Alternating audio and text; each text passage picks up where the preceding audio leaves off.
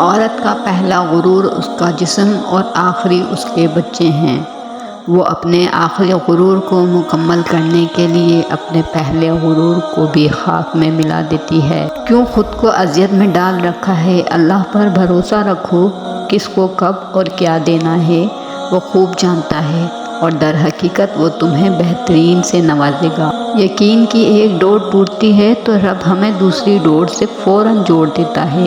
ہم تھک کر رکتے ہیں تو وہ چلنے کی ایک نئی وجہ دیتا ہے۔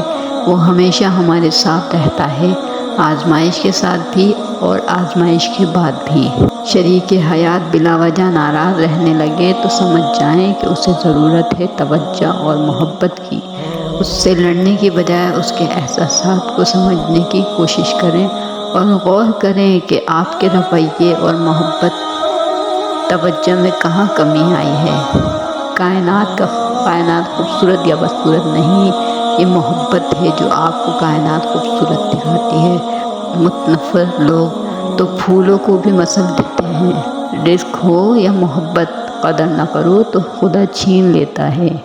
کسی رشتے کو کتنی بھی محبت سے باندھا جائے، لیکن اگر عزت اور لحاظ چلا جائے تو محبت بھی چلی جاتی ہے۔ کسی دوسرے کی خوشیاں صرف اس وجہ سے خراب نہ کرو کیونکہ تم اپنی خوشیاں نہیں پا سکے۔ مرد کا مزاج ایک ضدی بچے کی طرح ہوتا ہے، عورت اسے جھکا نہیں سکتی، صرف پیار سے منا سکتی ہے۔ محبت کبھی کبھی یقین کی سب سے اونچی سیڑھی سے اتنا زور کا دھکا دیتی ہے کہ انسان ساری زندگی کسی پر بھروسہ نہیں کر سکتا۔ خواہشات کا تمام بوجھ کندھوں سے اتارنے والی صرف موت ہے۔ بات صرف مرد کے خلوص اور محبت کی ہوتی ہے، عورت آسائشوں کے بغیر بھی خوش رہ سکتی ہے۔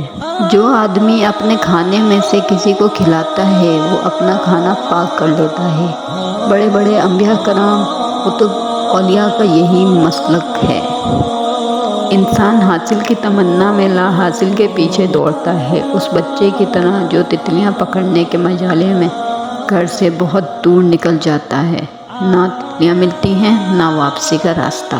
چیخ و پکار انسان کے وقار میں کمی کا باعث بنتی ہے۔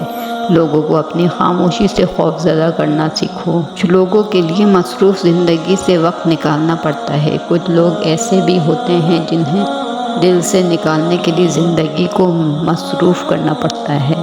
اگر کوئی عورت آپ سے آپ کا مرد چلا لیتی ہے تو سب سے اچھا بدلہ یہ ہے کہ اسے ادھر ہی رہنے دیں، کیونکہ اصلی مرد چوری نہیں ہوتے۔ محبت عمر خوبصورتی کہاں دیکھتی ہے، کسی عام سے چہرے سے بھی ہو جائے تو وہ دنیا کا سب سے خوبصورت چہرہ لگنے لگتا ہے۔